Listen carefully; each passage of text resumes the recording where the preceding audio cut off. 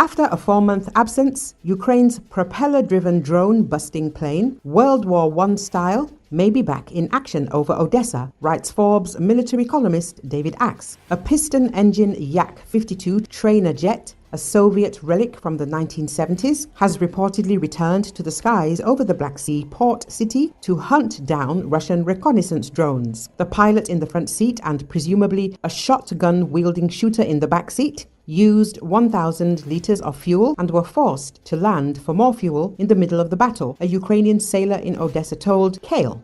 During its 5 hours of maneuvering, the Yak-52 reportedly shot down at least one Orlan drone. The aircraft, which costs no more than a few $100s per hour of flight, is said to be an effective way to shoot down drones that themselves cost around $100,000. There has been no official confirmation of the Yak-52's return to flight since the aircraft last appeared over Odessa in July. But then again, there has never been any official information about the Yak-52's daring patrols over the port city, the analyst writes. He found it odd that the Yak-52 reportedly burned 1,000 liters of fuel during its supposed long-haul flight over Odessa on Tuesday. The largest version of the Yakovlev trainer has a maximum fuel capacity of 280 liters. If the Ukrainian pilots really burned through about 3 full tankers of fuel, returning to base at least twice to refuel, they must have been flying at full speed, climbing, diving and turning to target the Orlans, Axe wrote.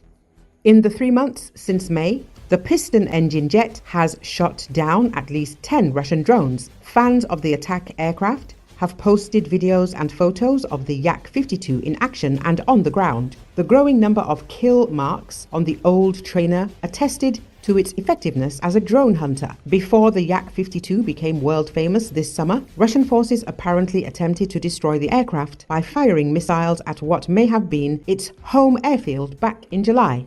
The subsequent disappearance of the Yak-52 from social media seemed to imply that the aircraft had been badly damaged and was undergoing repairs in the fall.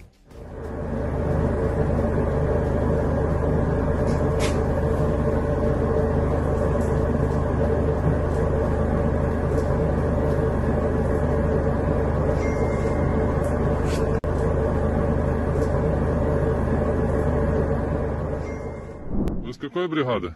710-я. Рады, что попали в плен День морской пехоты? Да, рады. Мы, 810-я бригада, морская пехота Российской Федерации, сдались в плен в День морской пехоты. Благодарим за то, что нам сохранили жизни и к нам прекрасно относятся. Не рекомендую гражданинам Российской Федерации идти в армию, идти по контракту. И в первую очередь не идти в морскую пехоту. Там ужасно. Вы с какой бригады? 710-я. Рады, что попали в плен День морской пехоты? Да, рады. Мы, 810-я бригада, морская пехота Российской Федерации, сдались в плен в День морской пехоты. Благодарим за то, что нам сохранили жизни и к нам прекрасно относятся. Не рекомендую гражданинам Российской Федерации идти в армию, идти по контракту. И в первую очередь не идти в морскую пехоту. Там ужасно.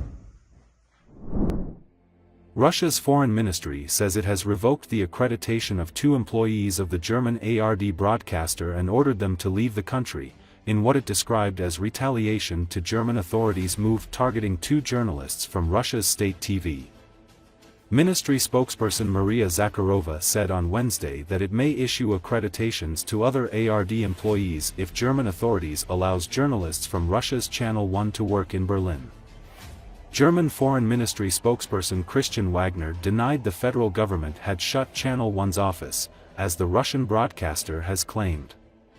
The federal government has not closed the office of this broadcaster, Wagner told a news conference. Russian journalists can report freely and unhindered in Germany. He added that federal authorities in Germany don't deal with issues regarding Russian journalists' resident status. Berlin's State Immigration Office said that on November 22 it refused residence permits for the head of Channel 1's bureau and for a cameraman with the channel. It said the decision could be appealed. The move followed decisions to refuse German residency for a Brazilian citizen working for Ruptly, a Russian state-owned video news agency, and for the head the Rossiya Segednya news agency and his wife. Channel 1 has been under European Union sanctions since December 2022 as tensions soared between Moscow and the West over Russia's military operation in Ukraine. The EU's sanctions prevent the channel from broadcasting in Europe but do not affect the presence of staff who work for it in Berlin.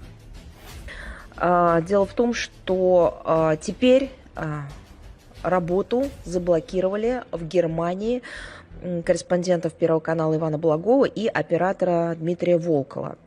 Так вот, в ответ на запрет властей ФРГ на пребывание и работу корреспондентов Первого канала,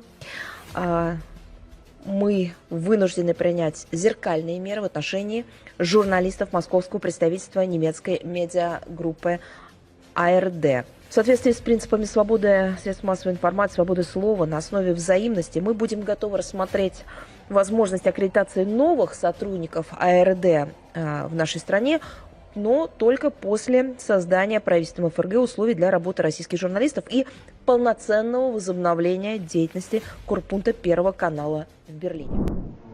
Syrian insurgents have demonstrated the military equipment seized after their rapid advance in northwest of country on Wednesday.